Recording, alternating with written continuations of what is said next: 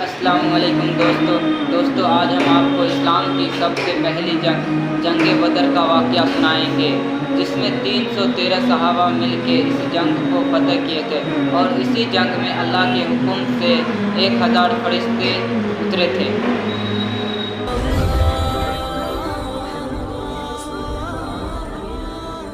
میرے عزیز دوستو، آج ہم آپ کو جنگ بدر کا واقعہ بتانے والے ہیں۔ امید ہے آپ کو جنگ بدر کا یہ پورا واقعہ ضرور پسند آئے گا۔ حضور پرنور نبی کریم صلی اللہ تعالی علیہ وسلم اپنے 313 صحابہ کرام رضی اللہ تعالی عنہ کے ساتھ سن 2 ہجری میں مدینہ شریف سے بدر کے مقام پر پہنچے، جہاں کفار مکہ کے ساتھ جنگ بدر کا مشہور واقعہ رونما ہوا۔ جب آپ لوگ بدر کے مقام پر پہنچے تو رات ہو چکی تھی۔ اس وقت عرب کے قائم کردہ عقائد کے تحت یہ طے پایا گیا کہ صبح جنگ ہوگی، لہٰذا رات بھر آرام کیا جائے۔ پھر ایک جانب مسلمانوں کے لشکر نے پڑاؤ ڈالا، جبکہ دوسری جانب کفار اپنے لشکر کے ساتھ ٹھہرے۔ حالانکہ اگر یہ معلوم ہو جائے کہ صبح جنگ ہونے والی ہے تو مارے خوف کے نیند کہاں آئے گی۔ صحابہ اکرام تو شہادت پانے کی خوشی میں اور جذبہ ایمانی سے سرشار ویسے بھی نہ سو سکے۔ صبح نہ جانے کس کی قسمت میں جام شہادت نوش کرنا لکھا ہو، مگر اللہ تعالیٰ نے سارے اسلامی لشکر کو سکون کی نیند مہیا کی۔ اس سے پہلے صحابہ اکرام کبھی ایسی پرسکون نیند نہ سوئے تھے۔ ادھر اللہ تعالیٰ کی قدرت کاملہ سے کفار پر رات بھر خوف طاری رہا، جس سے ان کو ساری رات نیند نہ آئی۔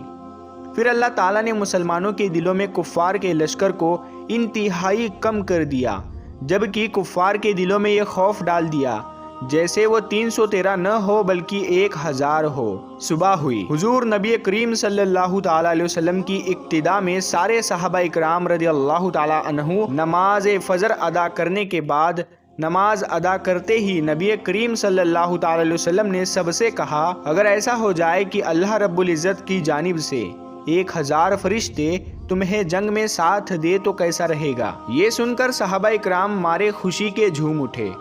رسول اللہ صلی اللہ تعالی علیہ وسلم نے پھر سے فرمایا، اگر 3000 فرشتے آ جائے تو کیسا رہے گا؟ ایک بار پھر صحابہ خوشی سے جھوم گئے۔ پھر آخر میں رسول اللہ صلی اللہ تعالی علیہ وسلم نے فرمایا کہ اگر 5000 فرشتے آ جائے تو کیسا رہے گا؟ اتنا سننا تھا کہ صحابہ اکرام بہت خوش ہوئے اور کہنے لگے کہ اگر ایسا ہو گیا تو ہم کفار پر بڑی آسانی سے غلبہ پا جائیں گے۔ قربان جائیے سرکار دو عالم حضرت محمد مصطفیٰ صلی اللہ تعالی علیہ وسلم پر کہ اس وقت اللہ رب العزت نے فرشتے بھیجنے کا ارادہ نہیں فرمایا تھا، لیکن جب حضور نبی کریم صلی اللہ تعالی علیہ وسلم نے فرما دیا تو اللہ تعالیٰ نے اپنے حبیب کے لیے فرشتوں کی فوج بھیج دی۔ پیارے دوستو، فرشتوں کی تعداد کو لے کر الگ الگ فتویٰ بھی جاری کیے گئے ہیں اور کئی الگ تعداد کا ذکر بھی کیا جاتا رہا ہے۔ ایسے میں ہمیں جتنا معلوم تھا ہم نے آپ کو بتا دیا۔ اگر آپ کو اس میں کوئی غلطی نظر آتی ہے تو کمنٹ باکس میں ضرور لکھیں۔ دوستو، ادھر جب جنگ شروع ہوئی تو اللہ تعالیٰ نے فرشتوں کو حکم دیا کہ جاؤ اور اصحاب بدر کے ساتھ جنگ میں کفار سے لڑو، اور ایسے جانا کہ تمہارے ہاتھوں میں تیر اور تلوار ہو، جنگی لباس میں جانا۔ اللہ تعالیٰ کا حکم پاتے ہی فرشتوں کی جماعت سردار ملائکہ حضرت جبرائیل علیہ السلام کی قیادت میں اصحاب بدر کے ساتھ کفار سے جنگ کرنے کے لیے آ گئے، اور یہ جنگ مسلمانوں نے فرشتوں کی غیبی مدد سے آسانی سے جیت لی۔ اس جنگ میں کفار کے کئی سردار مارے گئے، جس سے ان کے لشکر کی کمر ٹوٹ گئی اور بہت سے کفار کو قیدی بنا لیا گیا۔ پھر جب قیدیوں کو سامنے لایا گیا تو نبی کریم صلی اللہ تعالی علیہ وسلم نے صحابہ اکرام سے پوچھا کہ ان کے ساتھ کیا کیا جائے۔ سب لوگوں نے اپنی اپنی رائے دی۔ کچھ نے کہا کہ ان کو قتل کر دیا جائے، جبکہ کچھ صحابہ نے کہا کہ ان کو غلام بنا لیا جائے۔ مگر قربان جاؤ رسول اللہ صلی اللہ تعالی علیہ وسلم پر، آپ صلی اللہ تعالی علیہ وسلم نے یہ فیصلہ سنایا کہ ان قیدیوں سے فائدہ حاصل کر کے انہیں آزاد کر دیا جائے۔ سبحان اللہ، کیا بات فرمائی ہے آپ صلی اللہ تعالی علیہ وسلم نے۔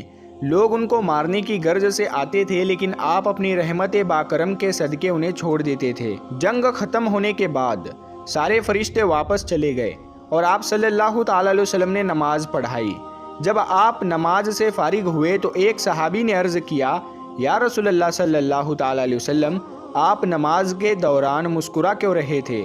تو سرکار دو عالم حضور پاک صلی اللہ تعالیٰ علیہ وسلم نے مسکرا کر جواب دیا، جب جنگ کے بعد جبرائیل امین علیہ السلام تمام فرشتوں کو لے کر چلے گئے تو اللہ تعالیٰ کے حکم سے آسمان پر فرشتوں نے انہیں اندر آنے سے روک دیا اور فرمایا کہ تم جس مقصد کے لیے گئے تھے اس کے بنا واپس کیسے آ گئے؟ یہ سن کر جبرائیل علیہ السلام نے فرمایا، ہم تو جنگ میں صحابہ کی مدد کرنے کے لیے گئے تھے۔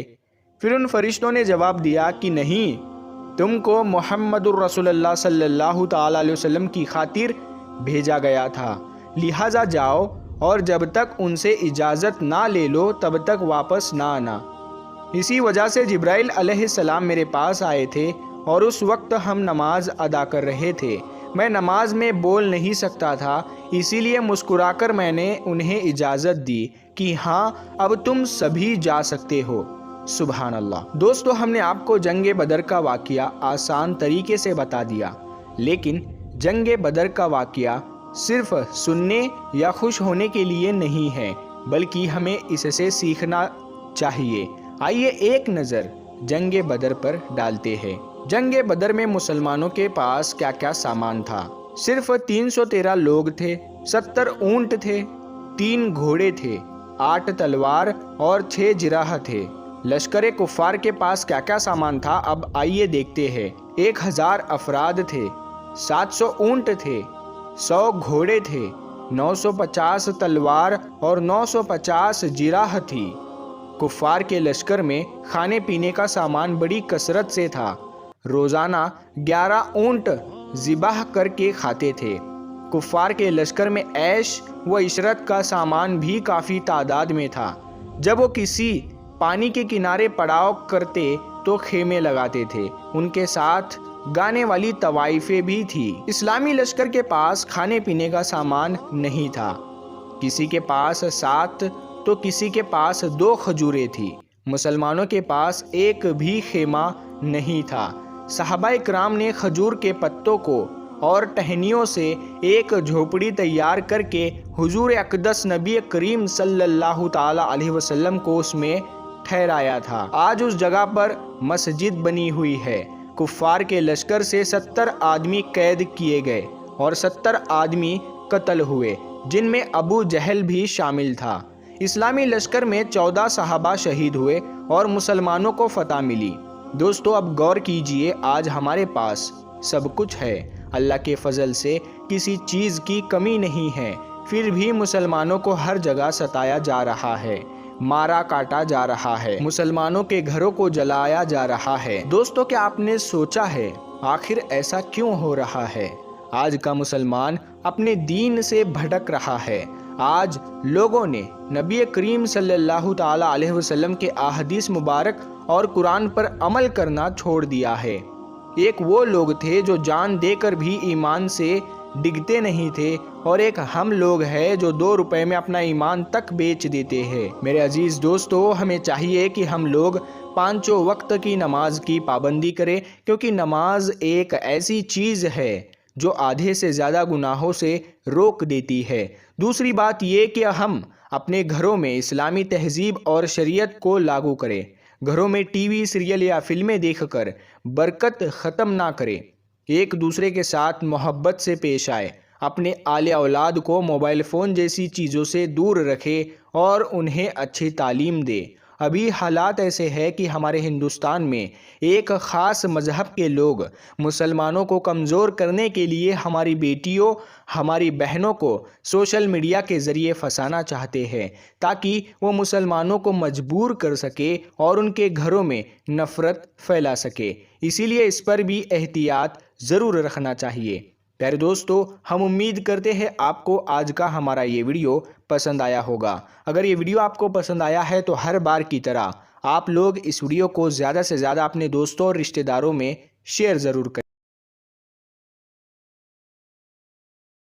دوستو، اس طرح کا ویڈیو دیکھنے کے لیے ہمارے چینل کو سبسکرائب کریں اور بیل آئیکن کو پریس کریں، اور اس ویڈیو کو اپنے دوستوں میں زیادہ سے زیادہ شیئر کریں۔